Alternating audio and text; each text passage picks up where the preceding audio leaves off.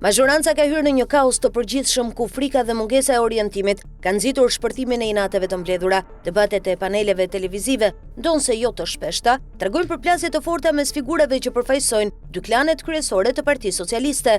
Në një emision televiziv, Oltion Rumbullaku dhe Arben Meçaj përfaqësuan pozicione të kundërta në lidhje me hetimin ndaj zëvendës kryeministres Belinda Balluku. Rumbullaku, i cili ka qenë antar i Këshillit Bashkiak të Tiranës dhe zëvendës ministër, njihet si i afërt me Erion Veliajn dhe e përdori rastin për të sulmuar Ballukun. Në të njëjtin debat, Meçaj e kundërshtoi duke e cilësuar akuzën të shkëputur nga realiteti i dosjes penale. Kjo përplasje nuk përbën një episod të izoluar, por një fenomen që po shpaloset brenda PS-s. Reagimet e ashpra gjatë konfliktit virtual mes Erion Braçës dhe Piro Lutajt, si dhe qëndrimi i entuziazmuar i Petro Koçit pas nisjes së hetimit për numrin 2 të qeverisë, tregojnë se tensionet e vjetra po shpërthejnë në mënyrë të hapur. Rrjetet sociale të militancës socialiste e zbulojnë këtë krizë dhe më qartë. Reagimet e tyre tregojnë pezë, frustrim dhe mungesë besimi tek struktura drejtuese. Kjo situatë vjen pas një qëndrimi të gjatë në pushtet dhe pas mungesës së meritokracisë. Ajo gjithashtu vjen si rezultat i një procesi të nxitur nga lart. Edi Rama ka ndjekur gjithmonë një model kontrolli që synon shkatrimin e rrymave natyrore brenda partisë.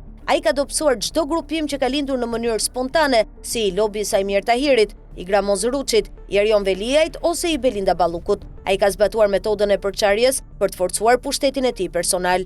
Të vetmet rryma që nuk kanë pësuar goditje janë lobet kriminale. Ato funksionojnë pa pengesa në mazhorancë dhe ruajnë ndikimin e tyre në grupin parlamentar, të maskuar si brezi i ri politik. Fajtori kryesor i frustrimit të socialistëve është Edi Rama, edhe pse PS ka 12 vjet në pushtet. Ai ka ndar pozicionet e qeverisjes te grupe që nuk kanë lidhje me strukturat e partisë. Ai ka dhënë fillimisht pushtet Ilir Metës, pastaj njerëzve të larguar prej tij. Pasi ka dhënë pushtet figurave të larguara nga Lulzim Basha dhe së fundi atyre të larguar nga Sali Berisha.